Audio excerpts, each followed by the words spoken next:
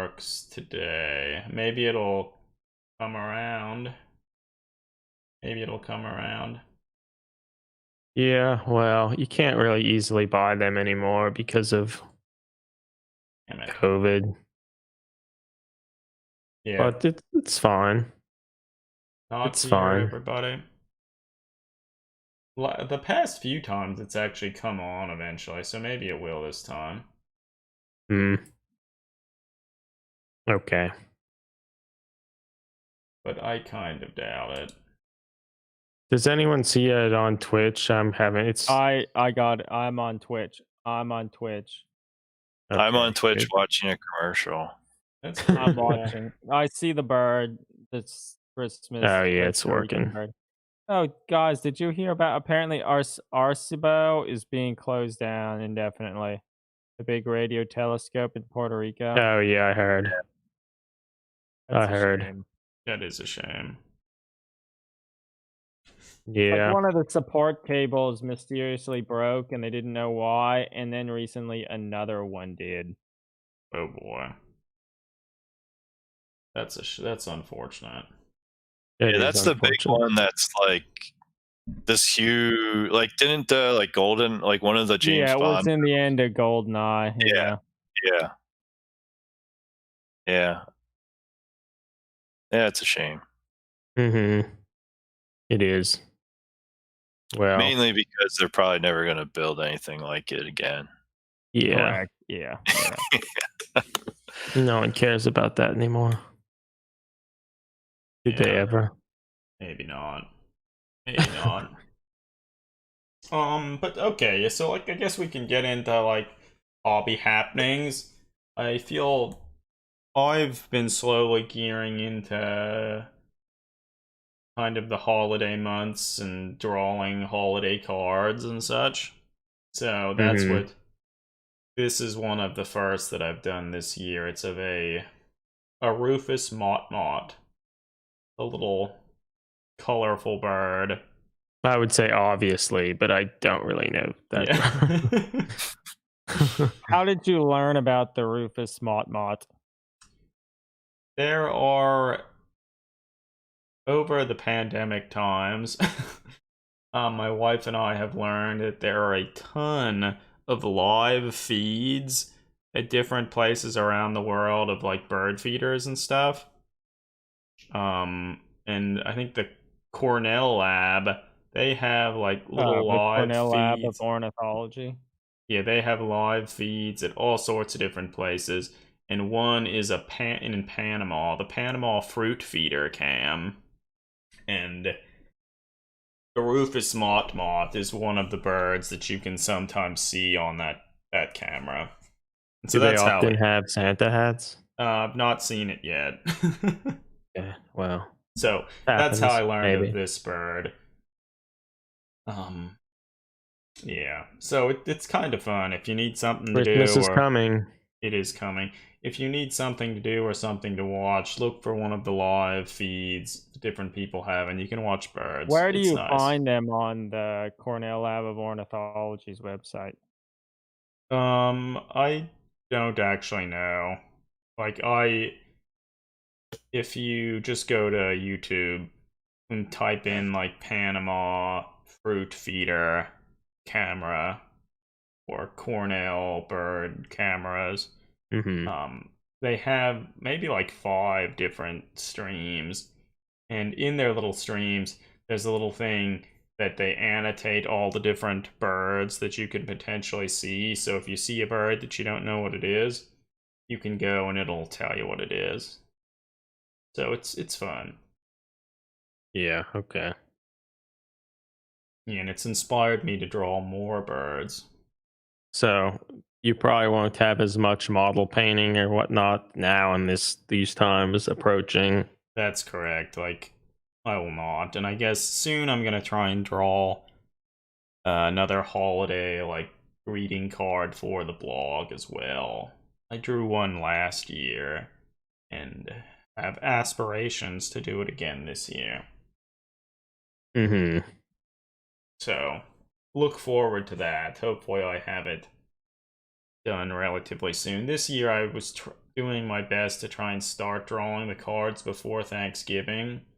Because I feel every year I wait until after Thanksgiving, and like I typically want to draw tons of cards. They take a while to draw, so I almost never have enough time to draw all the cards that I want to draw. I was zoning out a little bit, and you talking about drawing cards made me think of Magic. I was like, yeah, I do want to draw cards too. You always want to draw. Well, Brad, I bet you're wanting to crack into those Commander Legend packs. I bought a box. I'm not gonna lie. Oh my god! Tutor into your EDH deck. Find the choice cards.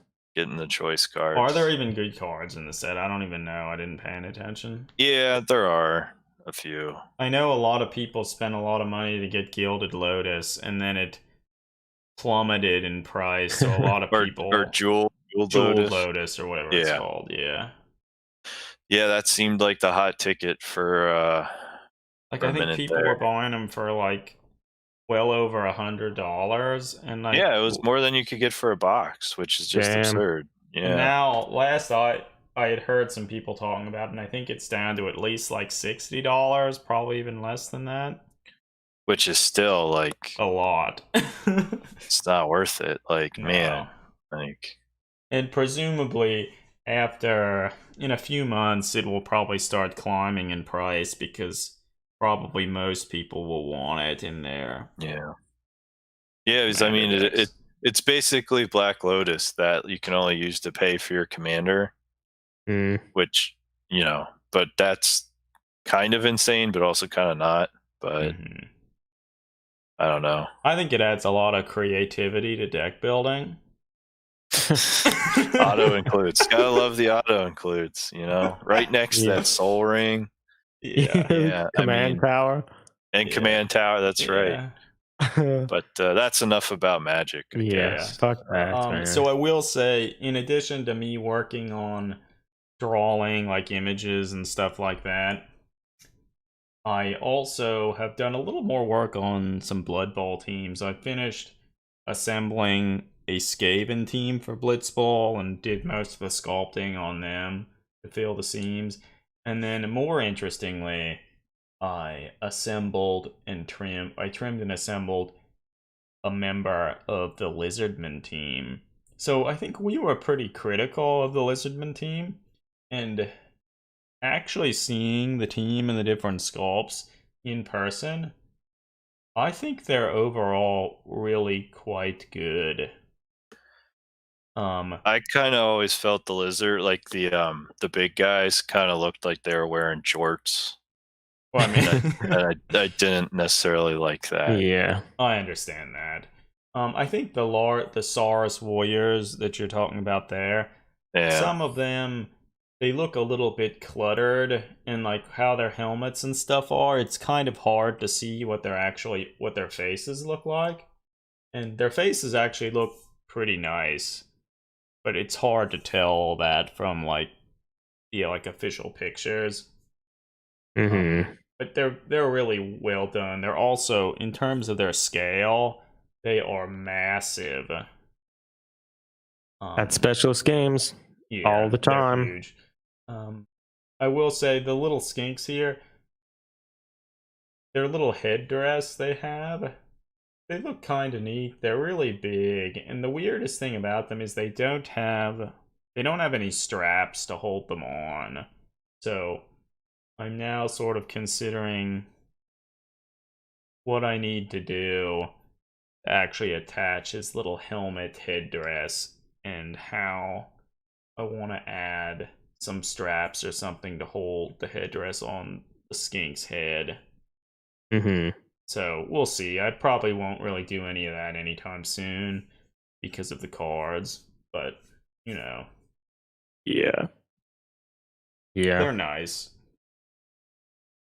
Eric, I think you've been working on Blood Bowl week stuff. after week, still the same stuff, but I painting Blood Bowl models, painting the halflings.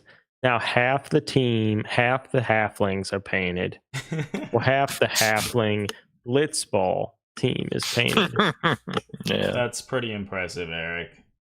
But now it seems unlikely, but maybe I can try to push myself to finish the other 3 before the end of the year. Then I will have painted a Blitz Bowl team, like 6 Sister of Battle models, and that lighter, like the big Forge World thing. So it'd be like an impressive achievement for me anyway in terms of painting. Yeah, like but yes, the I'm best year happy. of painting ever for you. I think so. Mm-hmm. I think there's some of the better things I've painted. Like I've tried to learn, do different sort of techniques and such. So I mean that's been fun, and I think they look pretty good. No, yeah, But I just have to the push through. halflings look great. Yeah, you just have to force your way through, get them done, Mhm. and just Yeah. think it'll the coat of paint will make them do even better in game. I bet, right? Oh, That's how it they works. did. They pummeled the shit out of some undead just the other night, and they destroyed some.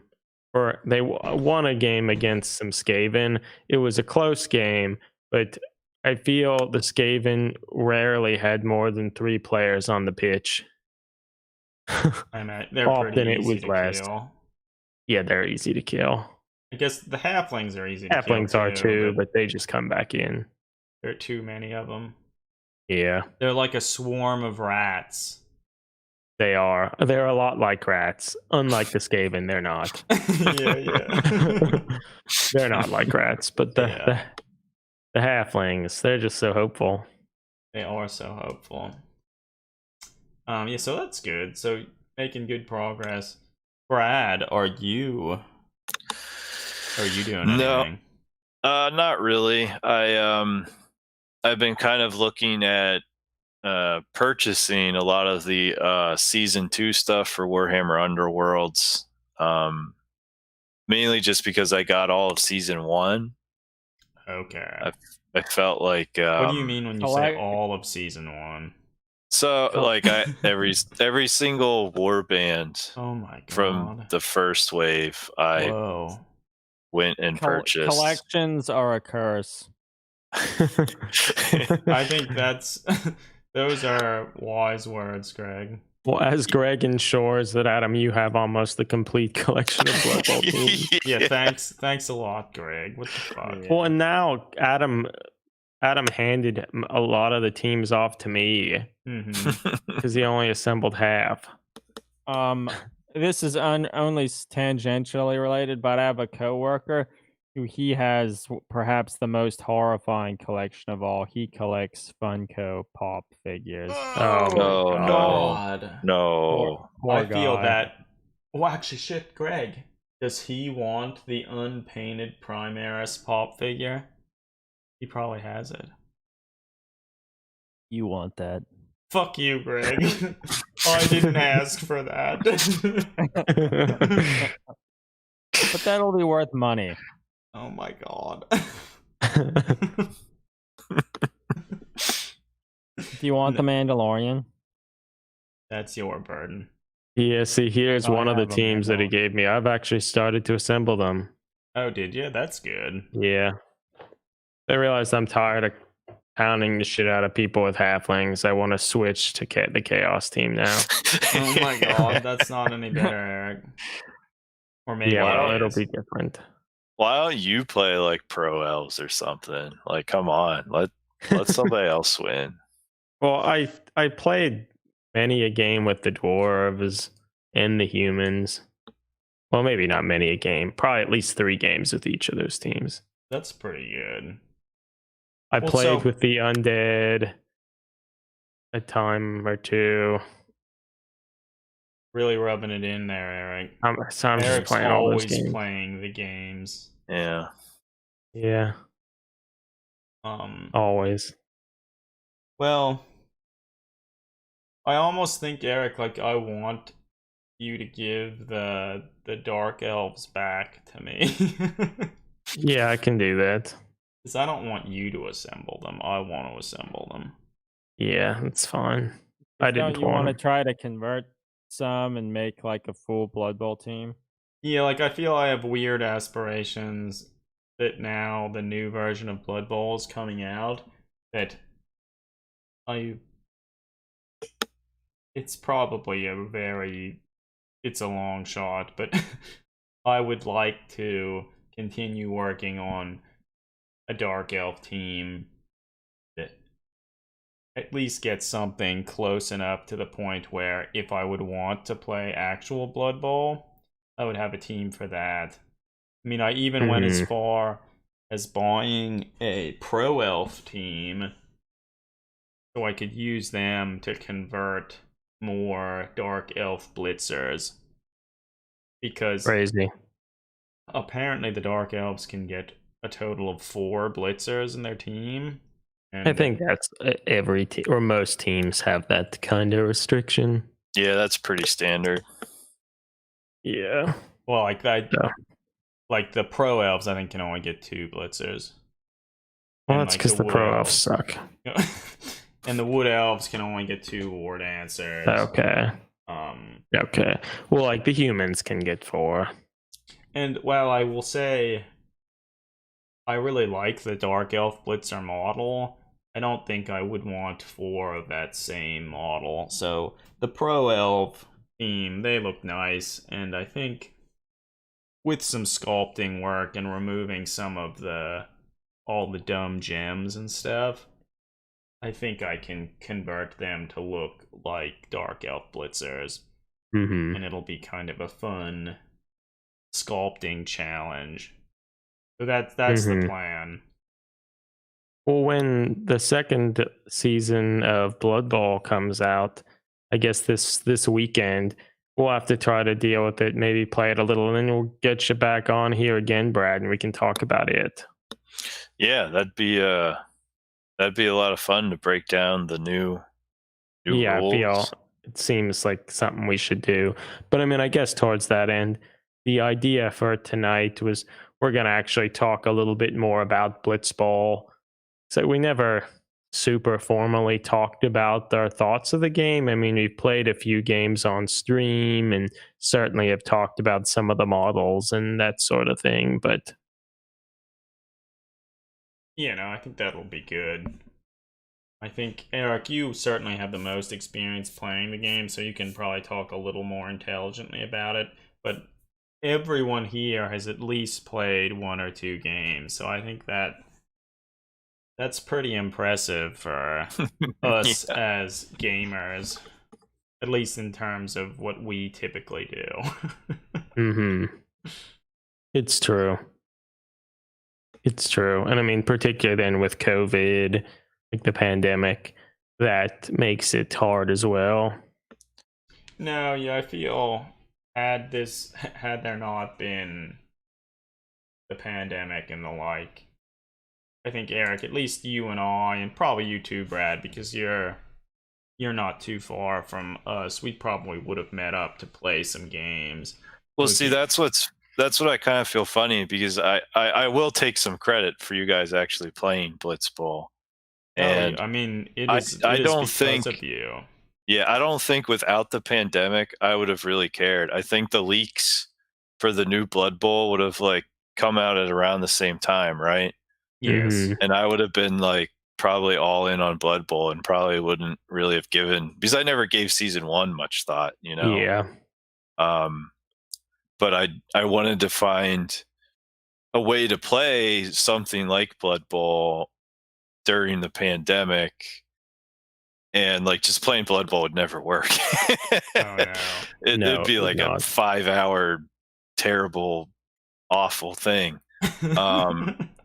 And so like I was looking at like Blood Bowl 7s, and like, but the reason why I decided to not to just suggest Blood Bowl 7s is because there was a new edition. And I said, well, if it's going to be new rules soon anyway, why not just play the different game? Yeah. And I think it was a good idea. No, I think so. It also gave us the notion where we didn't necessarily have to assemble an entire Blood Bowl team to try and start doing something. And I mean, hell, like I've now assembled a Chaos Blitz Bowl team, a Skaven team, a Dwarf team, a human team. Never would I have done that. Dark Elves.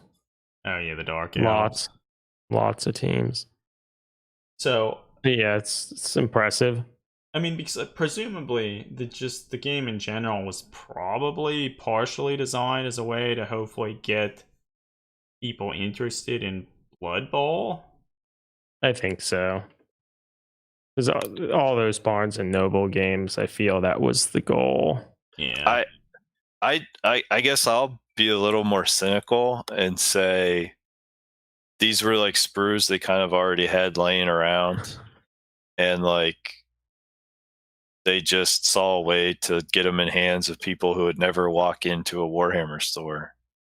Yeah, so I mean, it could also have been. I think a lot of these games, just in general, they're trying to be like a foot in the door for any type of miniature based game. Like you could conceivably think like maybe they got this and they thought it would be fun, they played a few games, and then that got them to go to a Games Workshop store, go to their website or something, and maybe they'll be interested in, God help us, like Warhammer 40,000 or something. Well, so Brad, you said the notion that they already have the sprues. Do you think that's a similar reason for the new version of Blood Bowl? They added like the ogre and the troll to it. Do you think they just like, well, we already paid for these molds for this. Like if we throw in some extra stuff that isn't essential, we can, instead of charging $100, we can charge $140. I mean, I was pretty shocked that at $140, I thought that was low. I think most. Well, I mean, people thought that. I agree with that, but like the old version of Blood Bowl, version 3, was $100, and like that, I mean, is expensive. But for people who are big into board games, like I feel like people are now starting to accept, like, all right, if I'm gonna get a big board game, like I might have to pay $80. Yeah, but I mean, don't forget that you get the special players too. You get, and the Yeah, but like referees. they just put in And the rule book. Well, it's a to me, it hardcover rule seems book like- in there. But it also Yeah. has all the teams in it, which they didn't have that. Yeah. before. But to me, it seems like they gave more than they would have to, but that was an excuse that, all right, now we can charge more than. But I don't know. Yeah. It's still pretty cheap. Like, I was really thinking it was going to be upwards to like $180 or somewhere. But it was the type of thing, like, I think if they had went that high, that really would have discouraged a lot of people from buying it. Yeah, but so like pretty cheap, but still like $140. If you tell your uncle that you're playing a board game and you tell him that it cost $140, he's gonna be like, "What?" But I can get Scrabble for $20 at Target. You'll have just as much fun. Oh. No, you won't. Well, at least they could actually play Scrabble's that not a game. hobby. At least they could actually play that game. They couldn't play Blitz Bowl or Blood Bowl. No. It's like you need to somewhat commit. You do. You really do. It is true. Also, what are people thinking? Do we want to soon just start the episode get of on the into it. podcast? Like, Yes. Yeah, we have a series of kind of general talking points that is pretty loose, but I feel we'll introduce Blitz Bowl, talk a little bit about how it differs from some of the other GW games, primarily Blood Bowl, and then talk about various aspects of it. It doesn't have to be long, but who knows what will happen. It would be a triumph if it wasn't so long. Yeah, they would. So let's try for that. But if people are ready, I'm just going to start the intro music and I'm ready. Yeah. You good, I'll Brad? be ready. Okay, ready. so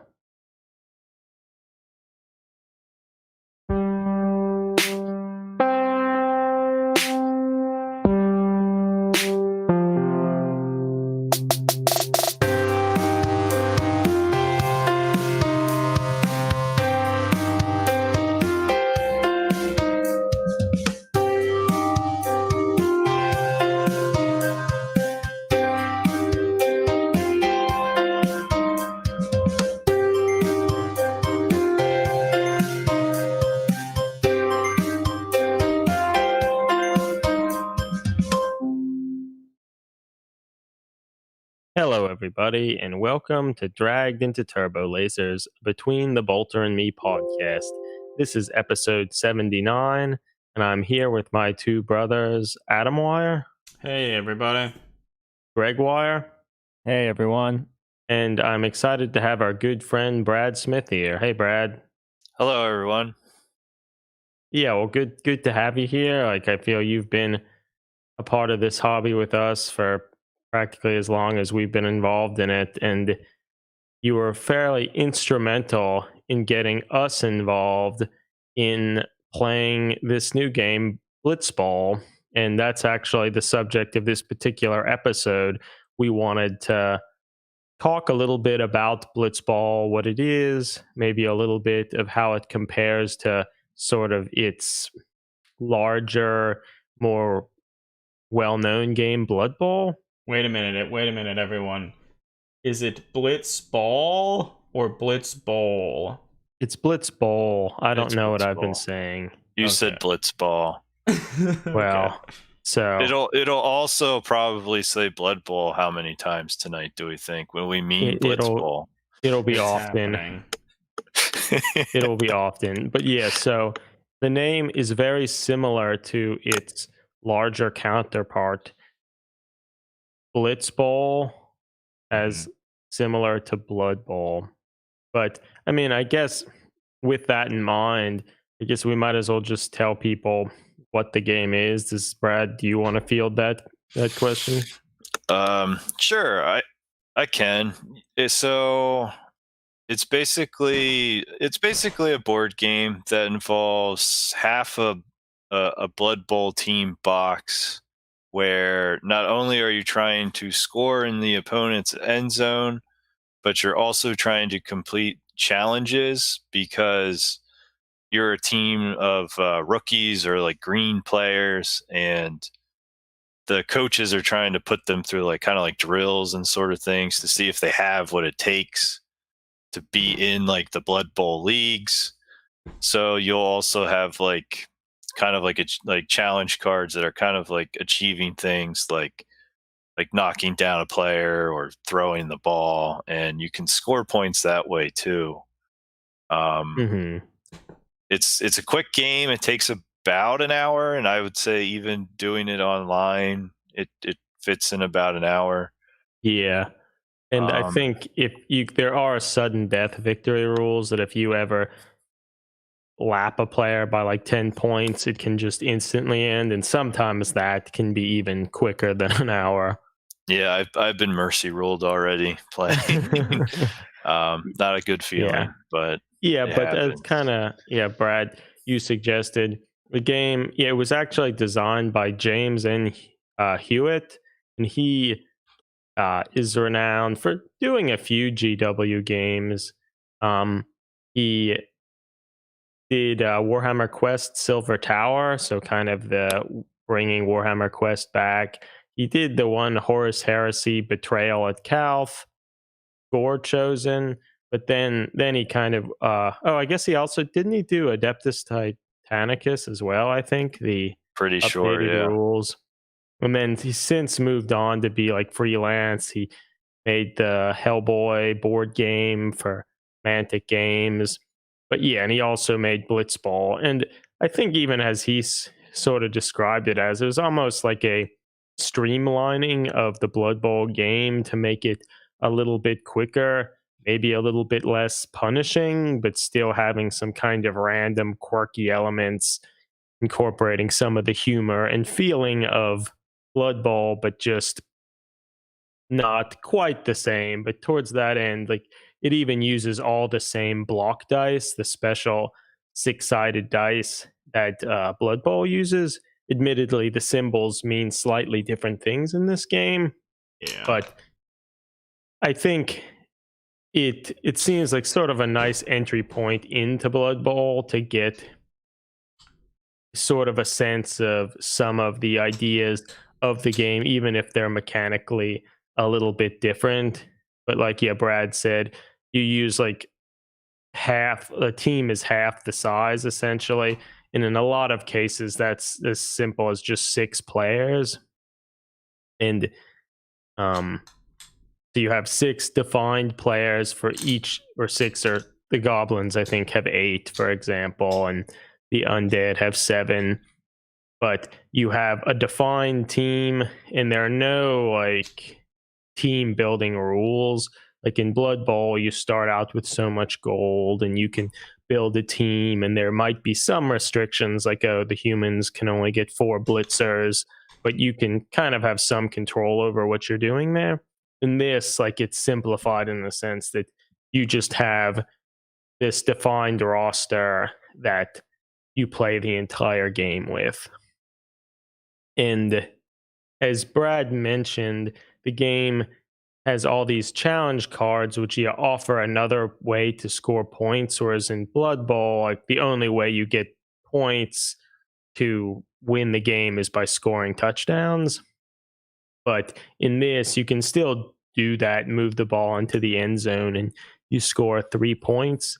But there are also these other challenge cards for just sort of random things, acts of skill in the game, like Brad said, completing a pass, running with the ball so many spaces, like a whole host of different things that give you different points. And I think that's kind of a major element of the game, is that you have different ways to score, such that if some teams aren't as fast as, say, like the Wood Elves, you can still take advantage of what challenge cards are in play at the time to try to get points, even if you can't easily score every turn. And I think that allows, like, every single turn you have opens up some kind of interesting tactical decisions as you're trying to decide, can you score any of these? And maybe it's like, oh, you can't score, or like maybe you'll delay that just so you can take advantage of some other things to get points. And I guess another interesting thing about the challenge cards is once you score them, you collect the points for it. But then the back of each of those challenge cards has like an event card, essentially, that you keep hidden from the other player, that you can use it at specific times. They might give you like a special action, like an additional action each turn, or might be able to do different abilities and such. So I think that adds an extra level of tactical play, that as you play more and more games, you start to get a sense like, oh, when break some bones comes into play, that's either blocking play or step aside. Like, those are the 2 events that could be on the other side. And if you already got one of them, you can kind of predict what the other person might have and play a little bit more conservatively if you know that. So I think it adds a nice growing level of tactical play as you keep playing the game. But I guess maybe speaking to how the games differ, perhaps one of the biggest differences, other than like the smaller teams and different ways to score, there aren't turnovers in the game. And I feel in Blood Bowl, it's like a huge component of the game that you can pretty much do an action with every player on your team. But the moment you do something with the ball and fail a pass or stumble, it can instantly end your turn, and it goes to the other person's turn. That's with why this the game, rerolls are so important. that's true. And like, you have to like kind of do the less interesting actions first before like doing what you're really excited about. I've heard people kind of liking the notion too. Blood Bowl is like a risk management type of game where you try and do all of the first things you're doing are the things that are the least risky, and then it builds up to the most risky plays, so you still want to try and get as much out of your turn as possible. Whereas Blitz Bowl, there aren't turnovers, as you said, and you can only do a total of 3 actions per your turn. So it's kind of just you're managing managing those activations and trying to do as much as you can in that sort of limited play space, or like, yeah. But you're always going to get those actions. There's no chance that, like, oh, the first one of those actions, you try to pass the ball and fail spectacularly. Like, you can still fail poorly, but you still can do your other actions. So it's not as punishing in that regard. Whereas, like, I feel with Blood Bowl, it can be relatively punishing if you're not haven't played the game much, that you can kind of end your turn almost immediately, and when you still had players on the ground that you didn't stand up and whatnot. But this doesn't have that. But then it ends up being a lot more managing of, like, there's always more things you would like to do, but what with those three actions, how can you prevent the other team from scoring or picking up challenge cards that you can't? So it's all kind of about managing what you can do and preventing the opponent from doing things. Yeah, so they're quite different. But, like, you have three actions, but those actions are very similar to what you might think of in Blood Bowl. Like, you can run, so, like, move across the board. You can, like, throw the ball. You can try to bash someone, so, like, throw a block where you use the same Blood Bowl block dice. And you can also, like, once you can't move into, like, a player's tackle zone, you have to use a special mark action in which you kind of, like, carefully move into their tackle zone. And so that a large portion of the game ends up being positioning players such that if someone has the ball, they can't just run through you, because they would have to enter into tackle zones, which honestly is similar to Blood Bowl as well, in which you're kind of spatially managing players to prevent it from, like, people from easily taking advantage or going around your players. Yeah, I mean, it's been so long since I've played actual Blood Bowl that, like, I remember very little about how it's played. Yeah, there's lots of dodge rolls. It's true. And then go for it rolls, you're squeaking out those extra spaces. Yeah, that's right.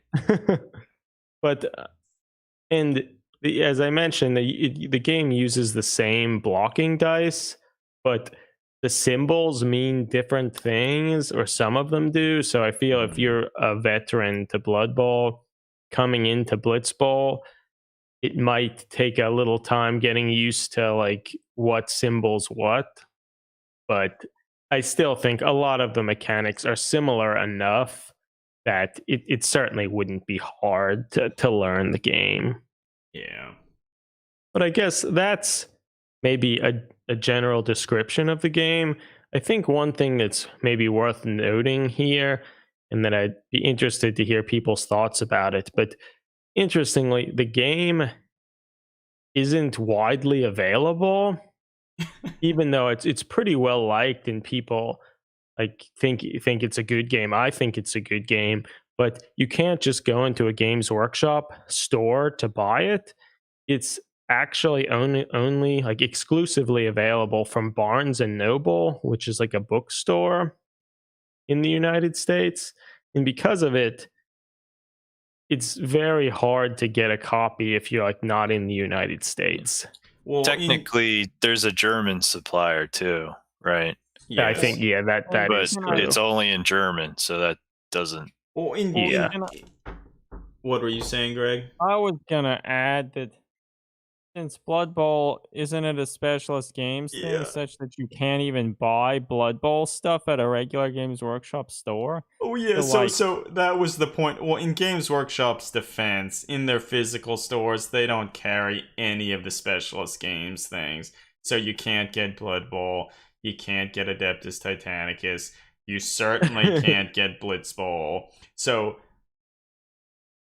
yeah. But so this is even like an even greater step removed from that. Like, if you go into a physical Games Workshop store, or even online on their website, you could order all of that stuff. This, for some reason, you can, in America, you can only buy it at Barnes & Noble. And then, yeah, I don't remember the name of the retailer in Germany. Yeah. But you can buy it there. So, like, even in the United Kingdom, I don't think you can buy it there. No. Yeah, I think that's dumb. I mean, because Barnes & Noble had a few other exclusive titles, like one Age of Sigmar thing, some 40K things. I think a lot of those were maybe not great games.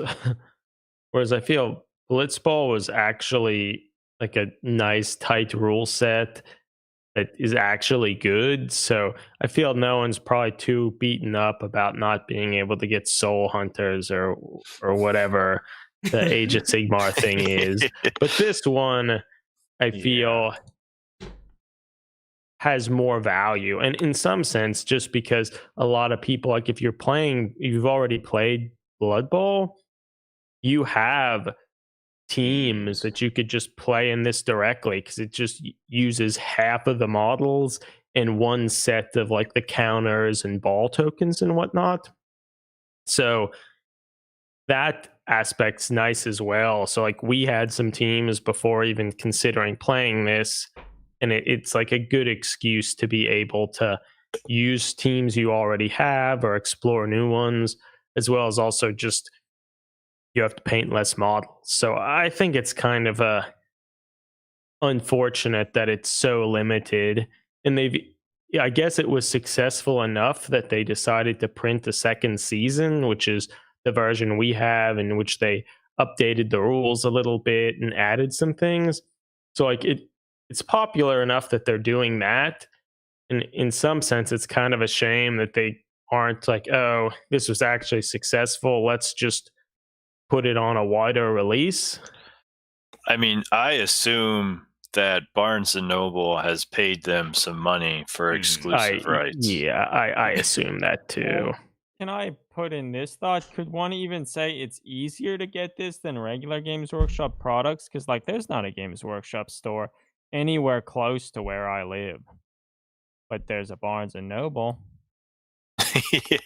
I mean, that's so maybe like, but only in America, or only in the United States. So that I guess that's the main thing. But how many people even go into physical stores anymore, particularly now with the pandemic? Yeah. Well, I mean, I got a copy of it, but I just ordered it from Barnes & Noble. I didn't go in there. I bought a copy of the new Blitz Bowl at a Barnes & Noble during the pandemic. Yeah, I went and panic bought it on the first day. I went to the store. Bought more than one copy. That's how I got a copy of it. Thanks, Brad. Yeah, that's right. I bought 2 copies. That's right. Yeah. But that's the spirit. It also kind of reminds me, though, of, remember like the parts work stuff that they did? Like, we never got any of that, and that was kind of sad, right? I don't remember that. I guess like the what is it? The Conquest, I think it was called. Like the Hatchet parts work, I think they're called Parts Works. I don't know. Like the little magazines that came with like. Oh yeah, we didn't Conflict get them. or whatever it was called. Like we didn't get any of that. Because didn't they would also have like a model in with them too? Yeah, oh yeah. I think one even had an exclusive one that you could only get through that magazine. Some would have like a rhino. Yeah, so it's true. So like they do some different things, but ultimately I find like, heck, we're having this podcast talking about this because we like this game. It's fun. It's a fun way to get more use out of Blood Bowl models. And so I think it's a little bit of a shame that we just need some hobby heroes to ship it to our good friends overseas so they can enjoy Blitz Bowl too. It's true. Yeah. Well, I guess maybe we could move on to talking about some kind of like finer points of the game, or like in what we think about sort of these differences from Blood Bowl itself. And maybe one of the first things we could talk about, the challenge cards, like play a pretty major role in the game, in that it's how you're getting points, and it's not, so they're there as opposed to just scoring touchdowns. Like, do you like that addition to the game, like Brad and everybody, or like how do you think that affects the game? If they weren't there almost wouldn't be a game. I almost feel, because they add so much to it, and depending on the team you're playing, like there are some pretty slow teams that the chances of you even scoring a touchdown could be pretty low unless you really plan it out way in advance and everything goes your way. So I feel it adds another element, another thing that you can keep track of. And on top of that, as you're claiming them, they have those abilities on the reverse, which can kind of further open up the possibilities of play and sort of like space for you to like work and think about. So I think they're critical, and they add a lot of enjoyment to the game, at least for me. I would wholeheartedly agree. I mean, Yeah, I think it is the game. Like it yeah, is. The game. yeah. I think that's like they are the game. The game, the reason why limiting your number of actions work is because then it allows you to prioritize like, well, what's available. Of like, there are always 3 challenge cards available, and if none are scored in a turn, you discard one and put a new one there.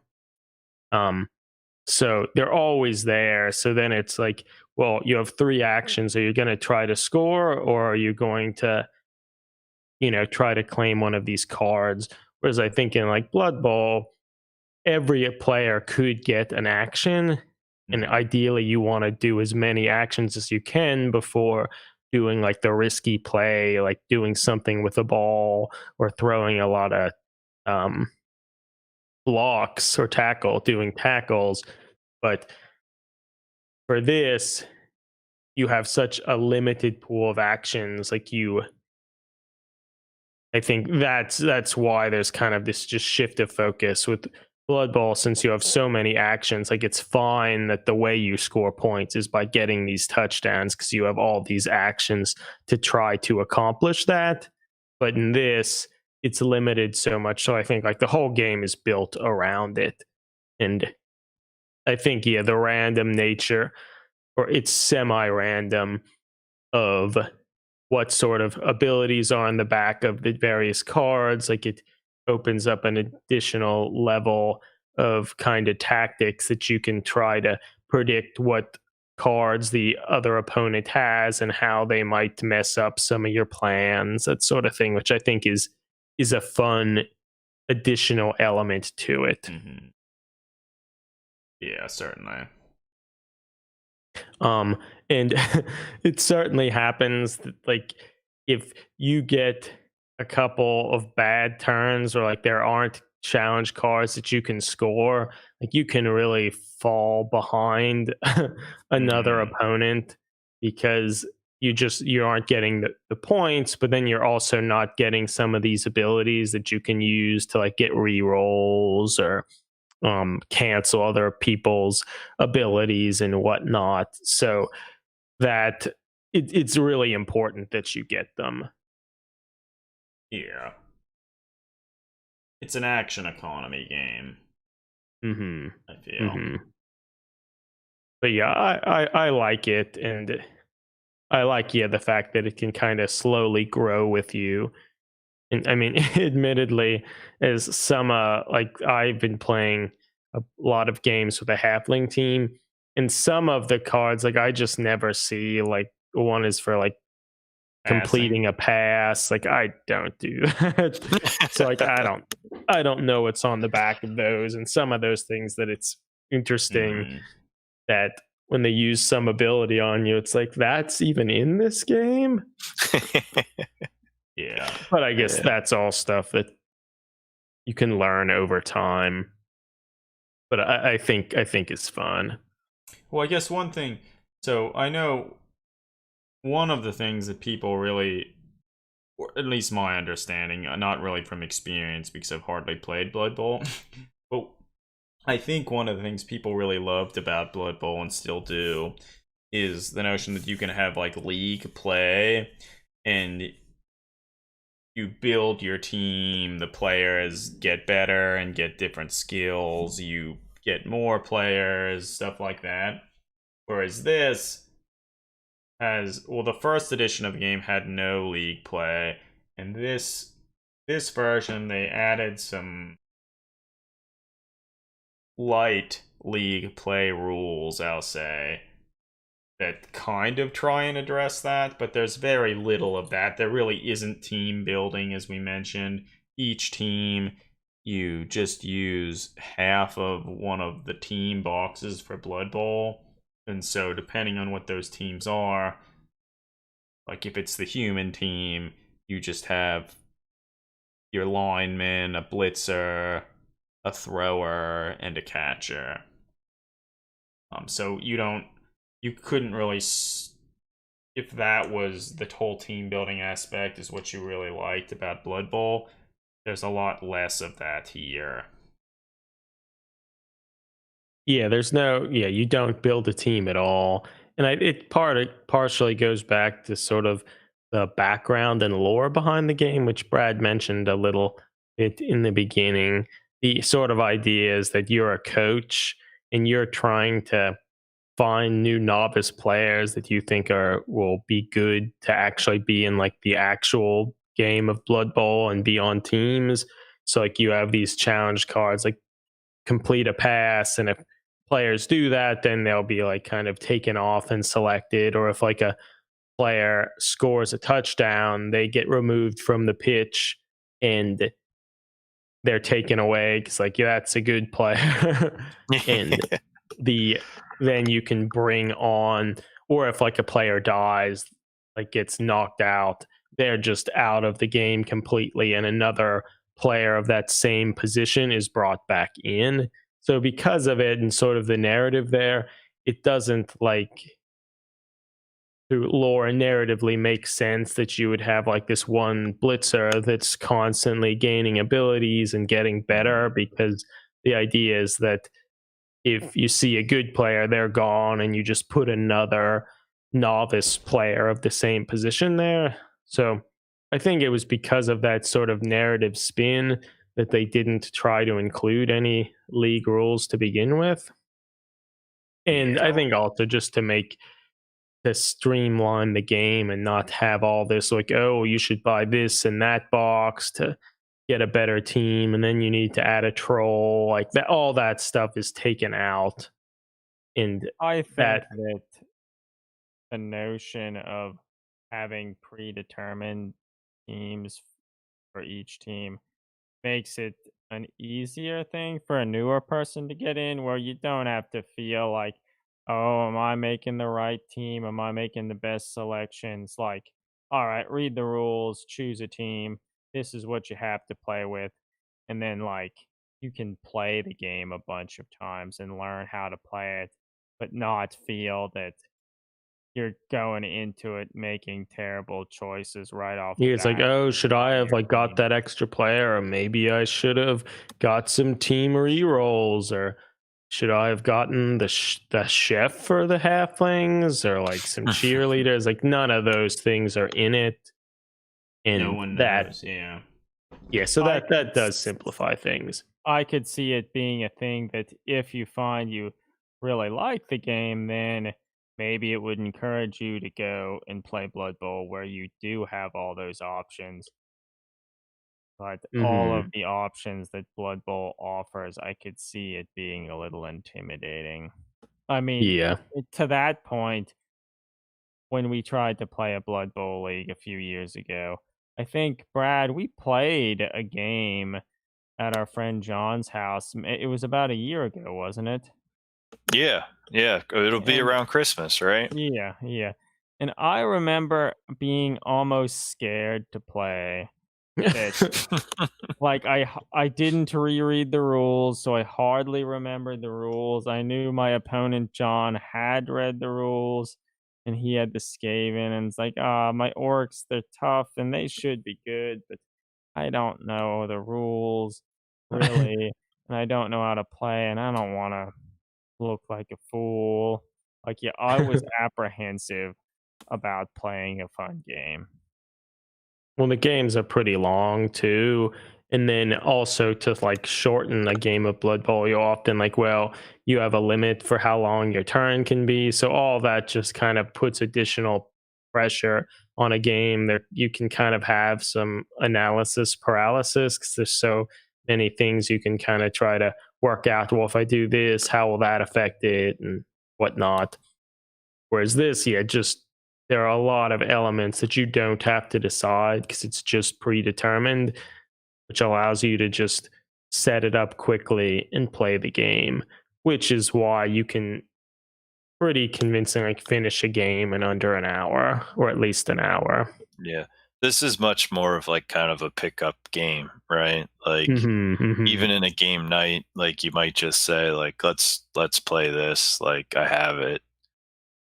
With people who've never played any sort of thing like that before. And Blood Bowl, not a game for beginners at all, I feel. Not for the faint of heart. No. Yeah, and I think as you said, like it's not really the pickup sort. Like you can play one-off games, but what people truly love about it is the league play and having your team grow with you and having important blitzer die or gets like all that sort of stuff is fun. Yeah, building the story of your team, right? Like Wait a minute, Brad. Are you saying that Blood Bowl isn't a good game to bring along to potential family holiday gatherings and see if your like uncle wants to play with you? You shouldn't be doing that to begin with. It's COVID season. Well, yeah, it's stay safe out there. Let's imagine there wasn't the COVID pandemic. Friends don't let their friends play Blood Bowl. No, I would take Blitz Bowl over Blood Bowl to the family gatherings. But would you even take Blitz Bowl? Do you feel it's a little complicated for I think you could take it.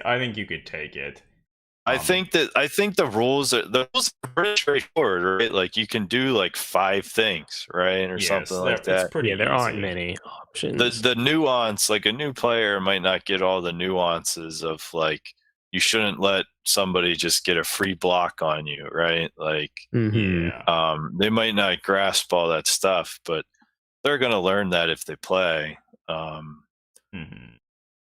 It is true, and also with the second season of the game, it even has a little plastic insert with it that has a place to kind of snap the models into place and a place for to hold the cards and dice. So like it's very convenient for taking it places and having the teams there and not requiring you to get a foam insert or do any sort of creative packaging.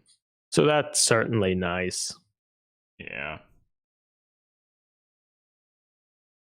Yeah, no. Well, I guess it was sort of mentioned actually in the chat here, but for learning to play Blood Bowl, there were, I guess, 2 like computer games for Blood Bowl that just are pretty much carbon copies of the board game. So it's kind of a nice way you can learn the rules on it because it sort of speeds up some of the random elements and whatnot, and you can get a sense of the rules because in some sense you're on rails and can't like inadvertently cheat. But so that's true, and it's already been announced there's going to be like a Blood Bowl 3 with the updated rules as well. So yeah, and if you pre-ordered the new season of Blood Bowl on Games Workshop's site, they'll give you a beta code. So that's fun. Look forward to that. I would only say the problem with the computer games is you don't truly get to appreciate all of the rule garbage you have to go through if you want to throw a player. Like the computer just does it for you or doesn't. And like you can find decision trees like is your player stupid? Like did he pass that roll? Did he eat your goblin? Like no. Like did he complete the pass? Like no. Like he fumbled. Like and the computer just handles like so much of that. That you don't necessarily get to know all of that sort of stuff. But I mean, I guess miss out on it. You miss out on it. The true joy of of a shining play going south quickly. Yeah. And the computer cheats too. I don't care what anyone says. The way that dice roll. I've certainly experienced that. There's something to be rolling physical dice, and if you roll those 2 misses or whatever, that you feel like, okay, I bumbled that. But when you like roll 2 misses, then re-roll it and get 2 more misses, it's just like something's wrong. Like it's harder to. I don't trust you, computer. Yeah, you feel cheated. Whereas like if you physically roll the dice, I find it's more. I'm easier to accept it. But, yeah. I mean, but I guess to get back to like we were talking about, the team building element, and personally, because of the way it sort of streamlines things and allows you to pick up games and play them more quickly, I don't really mind that there's not this sort of team building element and there aren't like ogres or trolls and such, because I feel you can play Blood Bowl if you'd like to add those elements. But I guess for season 2 they did introduce some like a light league rules in which your players don't gain experience per se, because as we said, they're kind of cycling in new players constantly. But instead, you as the coach can kind of claim additional abilities. But it's just I think at the end of each game in a league, you just essentially roll on a table and get an additional skill. And admittedly, we've only just started a league and played a few games, so maybe we don't have the most experience with these sort of league rules. But my general impression is they're not very well realized. They're too minimal, and there's nothing about it really furthers a narrative. Like, oh, if you're a coach who likes to do underhanded things, you could get these abilities. Like, there's none of that. It's just you randomly get thrown abilities, that some of which are good, some of which are not so good.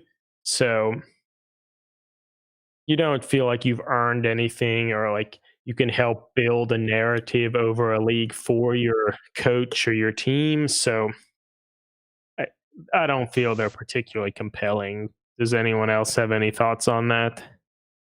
I think there's I thought I was originally doing it wrong. Like the one that was like touchdowns are worth 4 instead of 3.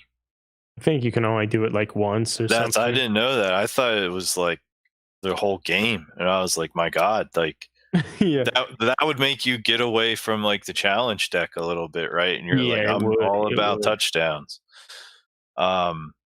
But when I found out that it was like just once a game, I was like, yeah, it's 1 point, it's not that big of a deal.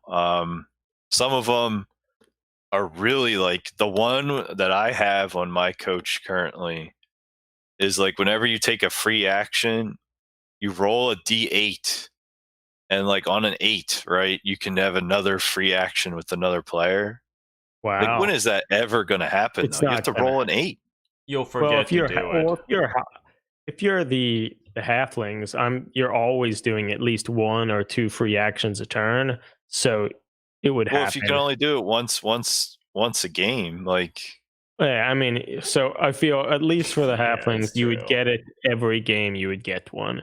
Whereas for a lot of other teams which have no real opportunities for free actions, like it would literally be nothing. You would never use it.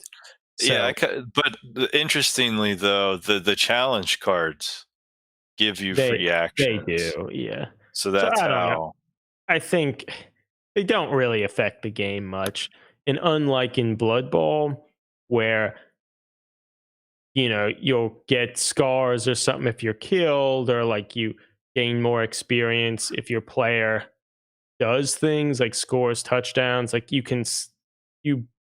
they build their own kind of collective narrative. As your players do better, they get better. So it's a fun experience that your opponent can see your players get better or die, and there's some collective excitement there. For this, it's just the end of each game, you roll a die and get some ability that you'll forget to use. Like it's not like, oh, because you bashed in a bunch of players, like you did more knockdowns than the opponent, you roll on this table or something. There's nothing like that to help you build the saga of you becoming a better coach or whatever.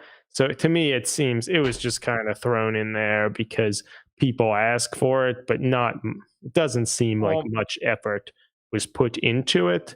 But at the end of the day, I don't think it matters that much. You can use it or not. It's not Doesn't critical. it have you tally like the injuries he caused and the cards that you scored? But I don't even know what you do that for. I think it's just for at the end of the league, like whoever got the most like knockdowns or something gets a trophy. So like it's basically meaningless. But I feel like that's just all right. It's forcing you to tally something that you're going to forget to do. I mean, It's true. I'll be honest. All the games that I played, I tried to tally it all, but I wasn't completely accurate. Well, I would also say, to be fair, like seasoned Blood Bowl players should be pretty used to that because it's kind of like how you got star player points. Yeah. Yeah, so you should care. But now, why do you care? Well, you don't need to care. Our league doesn't care because there's no stakes, but But maybe if you're really competitive and there was a prize on the line, maybe you'd care. You could, perhaps. But yeah, so I think, Greg, you bring up a good point that I think the way the game is, like the way the rules were designed, it was designed to minimize any sort of bookkeeping and tallying this. You take cards when you get those scores, so you kind of have a record of where you got points, and the back of those cards you score have the abilities. You don't have to like roll on a table to get it or remember. Like you have a physical thing to remind you of that. And yeah, this kind of introduces an element of bookkeeping that wasn't there in the first season. So I don't know. It's fine, but not.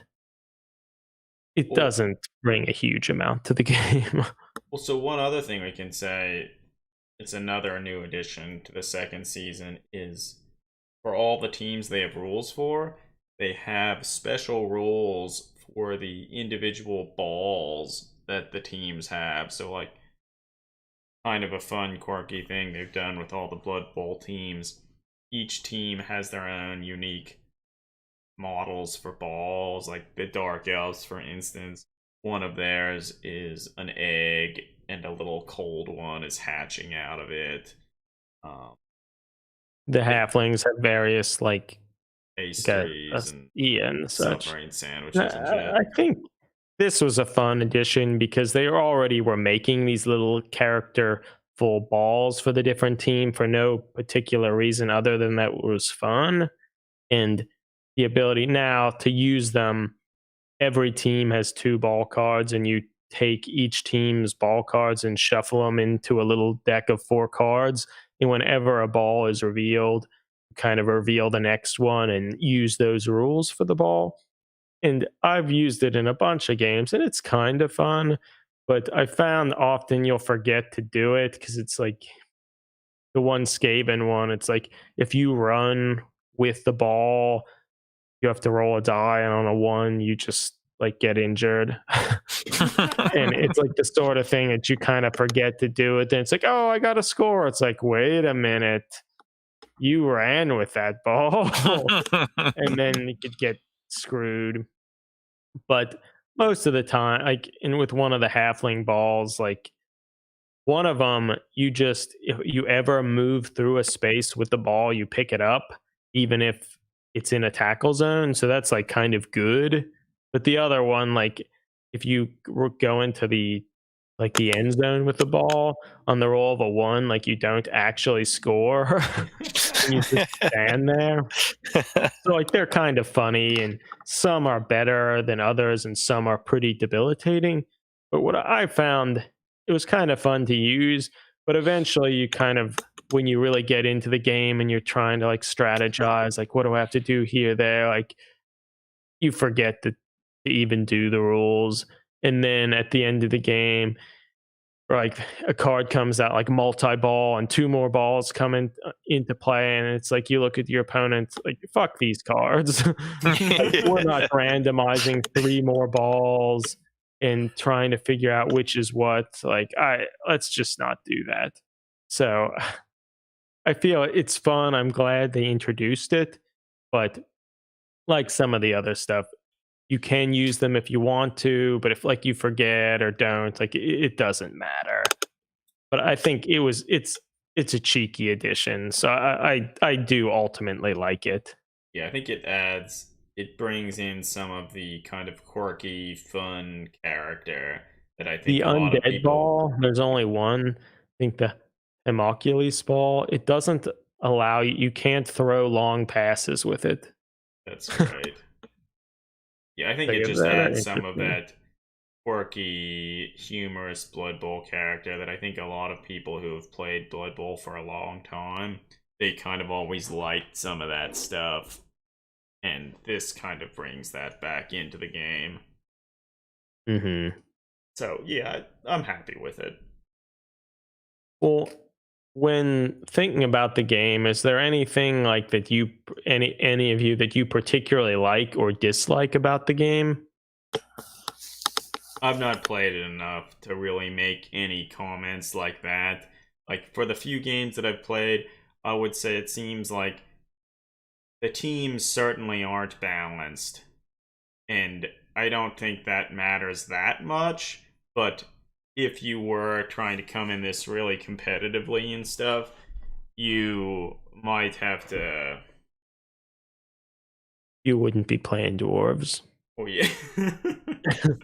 I think that's fine. It's to be a fun, quick game, and in some regards, some of those like the ball cards and some of that other stuff kind of helps. Maybe could help remind you that you don't have to take everything that seriously. My notion was that it's better balanced than Blood Bowl, at least.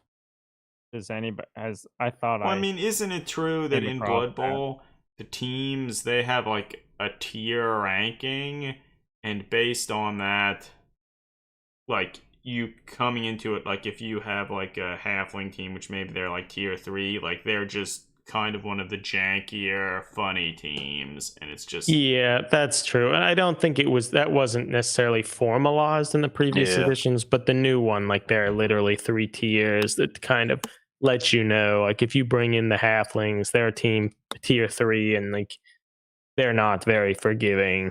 Yeah, and Blood Bowl would even run like all stunty tournaments where like you could only play halflings, goblins, or like I guess an interesting thing too about like in Blood Bowl, like if your players die, like you might towards the end of the game, second half, like just not have many players left.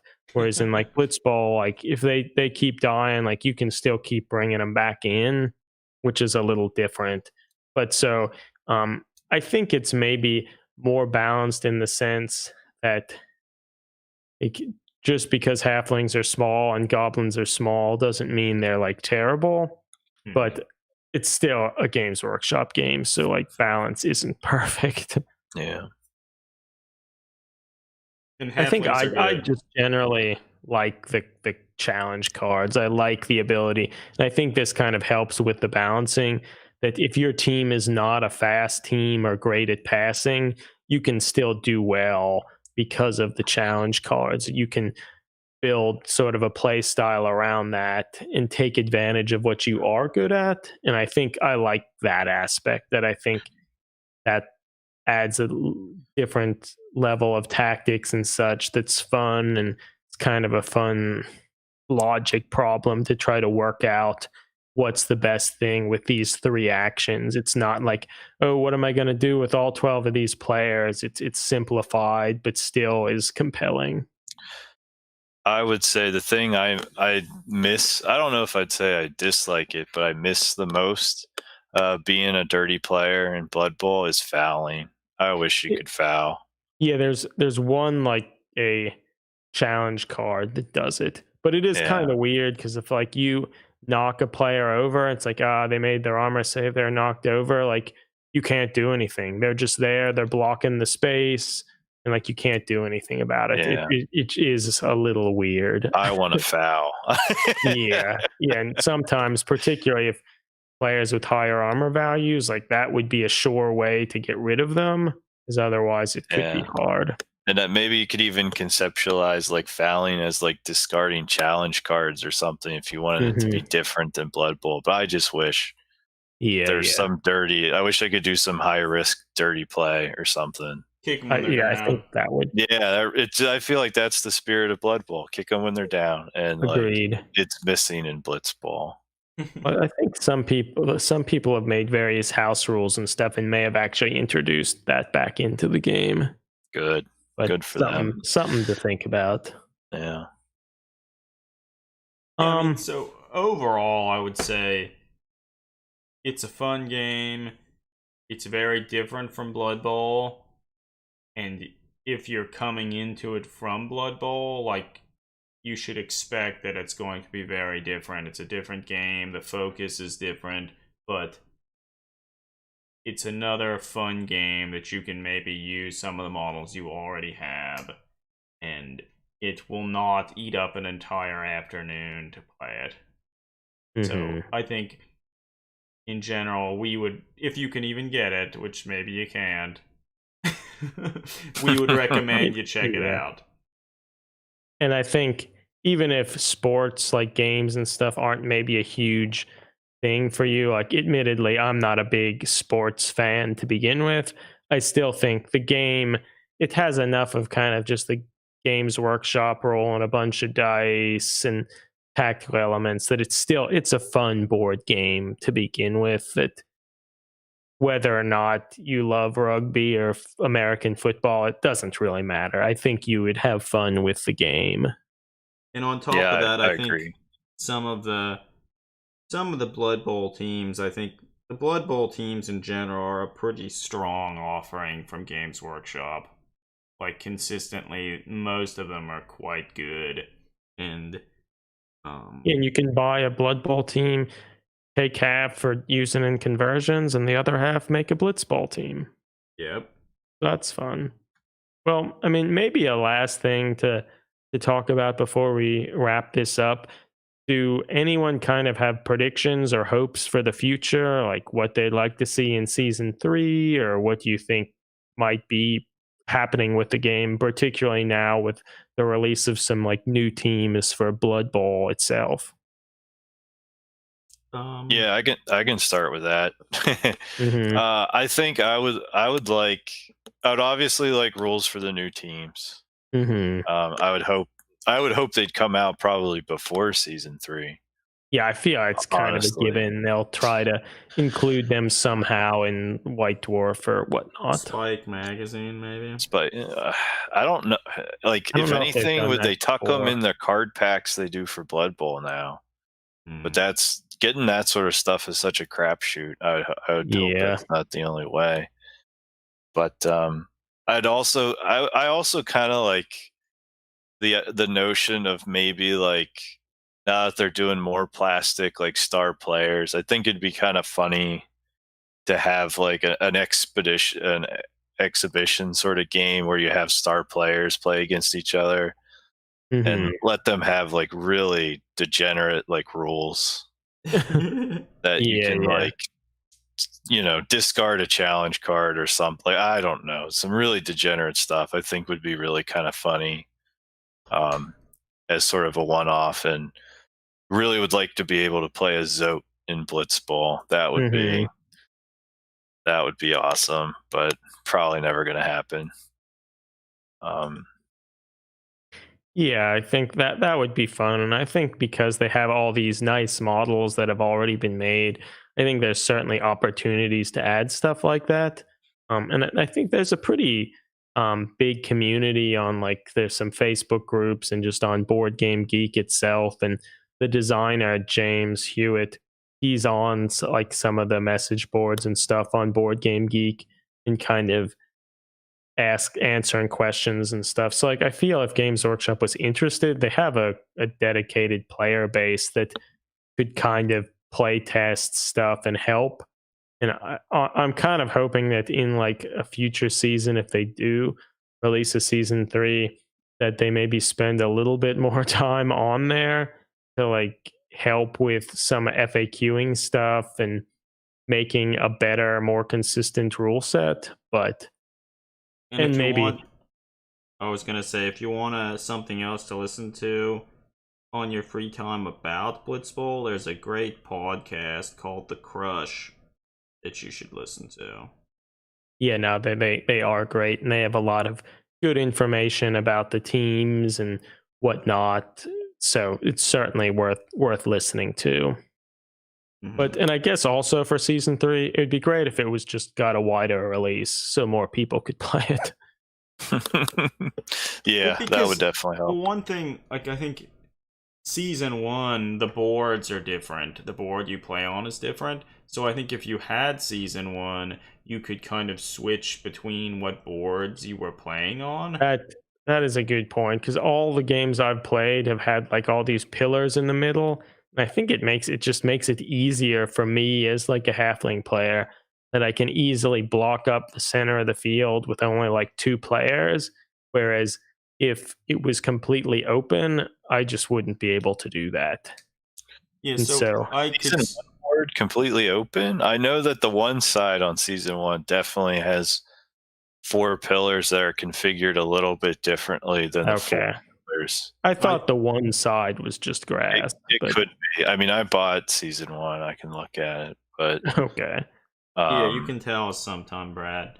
But like, I think there's a lot of stuff that they could do. Like, they could have like future, like, little, even for season 2, little expansions where they give you an additional board in some of the new teams, etc. Or like, there's a lot. Yeah, it would be nice.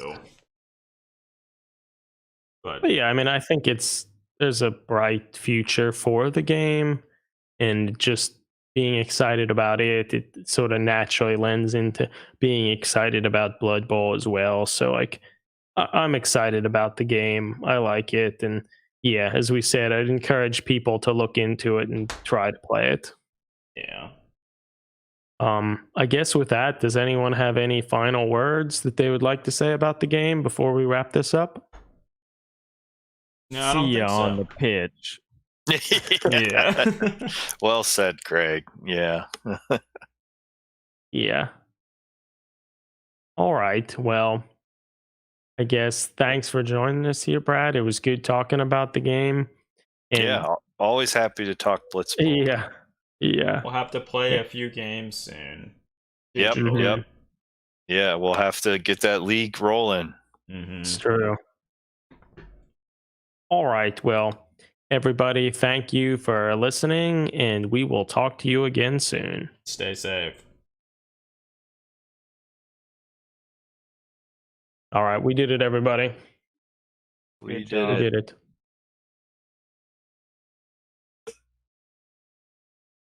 Good old Blitz Bowl.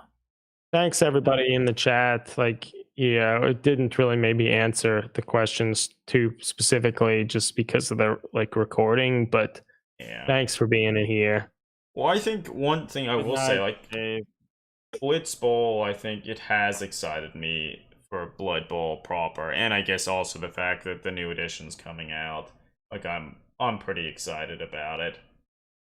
And I'm thinking I'll actually read the rules for the game again and pay a little more attention to all of that stuff. Yeah, no, I'm excited about it. Like, And I mean, how I've been painting models, like I wouldn't have painted these models otherwise. Yeah, I no, wouldn't have done anything with them. it's been good for me too, because I put a human team together, the dwarf team together, the orc team, and I'm working on some Skaven, which I think even for Blood Bowl, the next edition, I think I want to try an underworld team. I think at they would first. be fun. Yeah, get a little mix of goblins and Skaven. While I'm like working on the Black Orc team, because I think I really changed my tune on them when they first were leaked. I didn't like them very much at all, but they've really grown on me. I'm kind of excited to I like them. get them in hand and see what you can do. Even we've talked a little bit about like doing like true scale orcs for 40K, and I think they might be a good basis for some of that even as well. So I'm doubly excited for them to look into that. Yeah, no, agreed. Hey friends, I think I want to go to bed. Like I maybe got 4 hours of sleep last night. I'm tired. So I think I'm rocking out. It was fun. Yeah. Be well, everybody. Yep. Be well. Yeah, thanks, Greg. Yeah, I don't know when we want to wrap this up, but I feel we can talk for a little longer, but yeah. Yeah, I just need to get the league and get the league going a little bit. I feel like a little bit's my fault. I haven't played a game in like 3 weeks. Eric, you need to actually play league games. Yeah, see, that's the thing. I've played so many games, but only one league game, so that's like a fail. But I feel like you'll get burned out before you play any league games. You'll be like, I've played 100 games, Brad. I don't want to do this anymore. Why am I doing this? Yeah. It's hard just because I don't really have a great setup to project a camera to play the game. Yeah. Which is sort of tough. Like I don't really have Greg and I played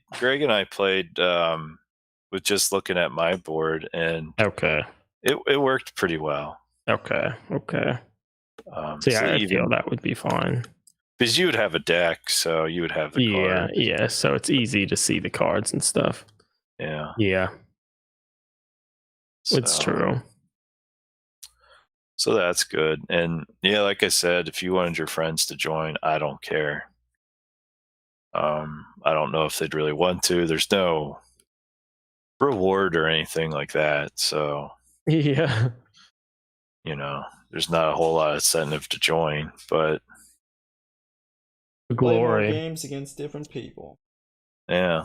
I think just being able to play other teams. I think that people I've been playing with are tired of like seeing the halflings come in, kick the shit out of people again and again.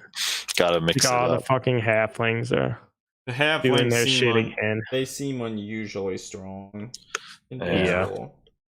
So many free actions. Yeah, I guess listening to the Crush guys and seeing they should do an against sort of analysis of them. I haven't listened to hear what they say, but yeah, maybe they have some tips for beating them. Yeah, I'm not sure. But on a little bit of a different note, what did you guys think of like I know that we said they weren't very exciting, but what did you think of the new models shown? Oh, the preview this past weekend. Yeah. I didn't pay that much attention to this stuff. I'm not very excited with the hoverboard bullshit for Necromunda. Oh yeah, so like the ogres were like the best thing, and it's just gotten worse and worse and worse. Yeah. Yeah, I think they're by far the best. And it's just like when I saw those, it's like, oh, this is great. New Necromunda models, like better sculpts than the original ones, which weren't too bad to begin with. But like I feel they just gone downhill continuously. I mean, they're not horrible, but they're not. I mean, for these new ones for Van Sar, the standing person looks okay. They'll be fine for conversions. But the hoverboard, juvies, or whatever, they're pretty bad. Yeah, it's not great. And like, how do you even really justify a bunch of like gangers swooping around on anti-grav tech? Like, how does like that Yeah, and shouldn't like be that 40K, compared to your right? Goliaths who are like wandering around, walking everywhere. Yeah. Well, I mean, I guess the Orlocks got those jetpack things, so I guess they're starting to just include stuff like that. But yeah, I don't love it. And then particularly because it's supposed to be tight corridors, walkways, or whatever, and these hoverboards are fucking huge. Yeah, it's. I don't think it really fits at all. It really. Yeah, I'm not thrilled with them. I mean, like all of the stuff, I feel if you're into Inc. 28 stuff or whatever, like you can buy them and you could make some use out of them to convert stuff. But that's all these models. But it's still just buying them as they are. They're not super compelling. Like I was sort of excited for the previews, thinking that they would have new Necromunda models like this, and thinking that like we'd see something kind of interesting and neat. And well, it was a pretty big disappointment. Yeah, I'd agree. They're bad.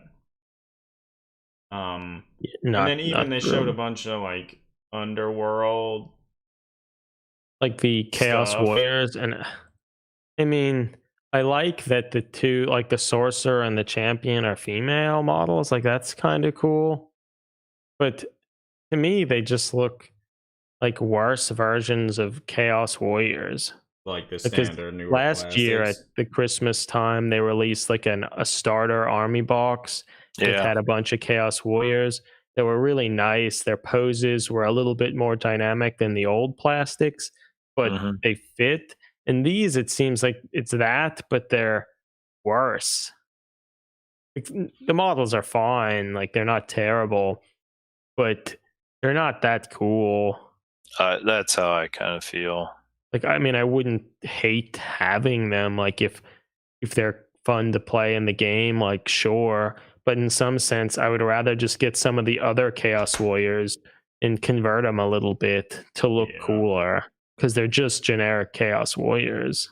Yeah, they're not. So, like, to me, whereas most of the Underworld warbands are like, the models are really nice and they're better than kind of some of their other counterparts, or they're more interesting. These are none of that. They're just more Chaos Warriors that look a little worse. But yeah, they're just underwhelming. So that was kind of a disappointment. And then I guess the big dude, what's the Sigvald. Oh yeah, I mean, he's fine. I thought their original model was good. Well, he's kind of big now. He's big. Huge. It's like they made a plastic version of Fulgrim. Everybody, get to it. I mean, I think the model's cool. I mean, I hate his big horns, but I mean, it would be easy to remove. But it'll be a good model I'm sure tons of people will convert Fulgrim for it, use it to convert like a Sanguinius model, a plastic one, maybe some Custodes characters. Like, people will use it to do stuff. Yeah. But I think it'll probably be a little too large to be fit with those ideas that compellingly. Like, oh, I'm going to use it for my Blood Angels leader, but he will be, I am confident, substantially bigger than like even a Primaris Marine. Oh yeah, he is. He's certainly substantially bigger than, I think, probably even like a Forge World Primarch figure. That I think it'll look kind of awkward. Yeah, I mean, how big is his base? It's huge. So I don't know. I'm excited to see what people do with it, but I feel A lot of Because people of- do bad things. Yeah, because of the scale, I think it will be harder to do the things that people are excited about. Yeah. Well, I mean, no, people were saying Fulgrim cut off his legs and use the Marathi, that like dark elf That's still hydra very like doable, I snake think. thing. Yeah, just stick them together and you have Demon Primarch. I think that would be very doable, and Yeah, people will certainly do it. it's happening. So he's fine. All the other Slanesh like knights, they're fine. I'm not wildly excited about any of them, but they're pretty good. I don't like the demon possessed ones. Most of their heads look pretty bad. Yeah, I think so. I like, if you remember the old Forsaken, I think they're the Forsaken. Yeah. They had just like this kind of smooth head for like, I think for Slanesh. And I thought that was like a lot better kind of. Yeah, the heads, I mean, they're supposed to be like messed up and weird, but to me they look just sort of flat and almost two-dimensional in a way. Yeah, I don't know. They're not great. And in some sense, most of these models have like really wide stances, and they look kind of like they just took Dark Eldar models and changed them a little bit. I mean, they didn't, but well, okay. So here's an idea for Adam. Do you think these could be used for blitzers? Maybe. I'd rather just use the Pro Elf The models Pro Elves, and because they're better. resculpt their armor because their poses are way better.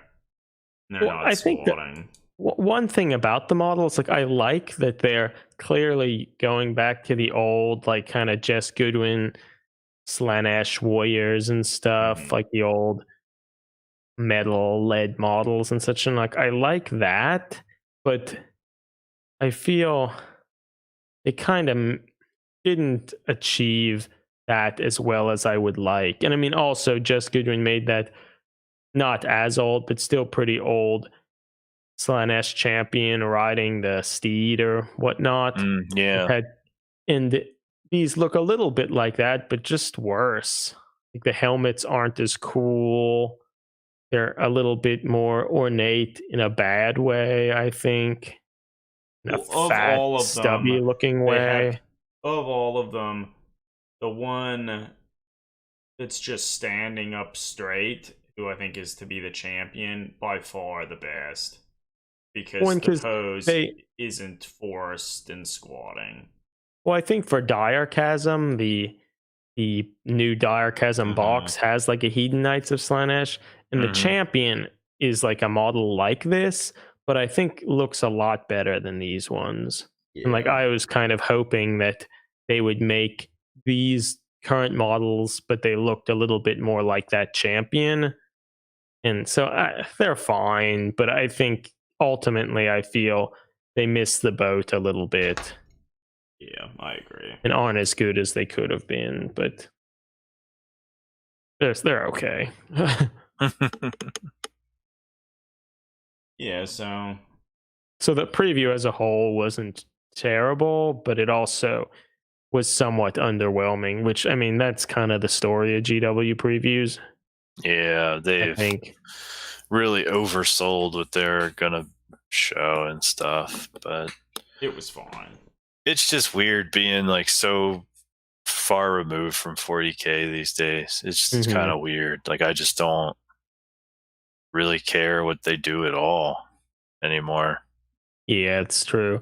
Yeah, Trash Panda mentions maybe that the model's on a 60mm base. I don't know. I kind of feel that model it's probably even bigger than that. Than a 60mm? That's huge. I guess that is still huge. I don't know. Yeah. I don't know. It's hard to tell. And I think, people have been talking about that he might be good for Sanguinor, that Blood Angels character. I think that certainly would be true. It'll help to get more scale pictures of it to see like how much bigger you can see he is. like the little skeleton on his base. So like, I guess that's he's true. fucking huge. I mean, I'm Amazing. excited to see the model and what people do with it. But yeah, I think like in a lot of GW stuff, parts and scales don't quite jive together as well as you envision in your mind. And It's you can't as particularly easily true, do kit bashes like you were hoping to do. yeah. Yeah, I'd agree with that too. And like I think Age of Sigmar is all about that, making really larger than life character models that they can sell for $120. Yeah. That are like incredible looking centerpieces, but in some sense, and I think they're fine if like your hobby is painting and making these display quality miniatures that you display somewhere. But I can see if you're like all about playing the game and going to stores for pickup games or playing in tournaments and stuff, some of the stuff would be kind of a nightmare to have. Well, those Gargants are like, yeah, it's true. huge. Well, I mean, So I would giants say were huge. Sanguinor, or whatever his name is. It's not Sanguinor. Like, he's like, you know what? He's not that ridiculous. Then he's like, holy fuck! Look at that cape. Like, so it's like they really did. Like, just the fact that he Sigvald. has that cape will make him much shittier to. Yeah, to carry transport, around. it's Yeah. true. Well, I guess So, yeah, that's why all of all it. those companies are making those cases where there's just a magnetized tray and they just stand That's in the true. tray. That's how you would carry something like this. Yeah. Yeah. This foam, like, even if it's soft, it can be very easy to break stuff. Yeah. Well, I think I'm gonna bounce, guys. Yeah, I think we talked about these things. enough. The models, they're okay. They're Yes. okay. Well, yeah, so thanks everybody for joining us. It's been fun chatting about various things, Blitz Bowl and whatnot. Mhm. Thanks everyone for joining us. Stay safe. Hopefully the pandemic isn't hitting too hard around you, although it probably is. Yeah. But yeah, thanks again. We'll talk to you Happy again Thanksgiving soon. to American people. Stay safe. Yep. See you, everybody. Over and out.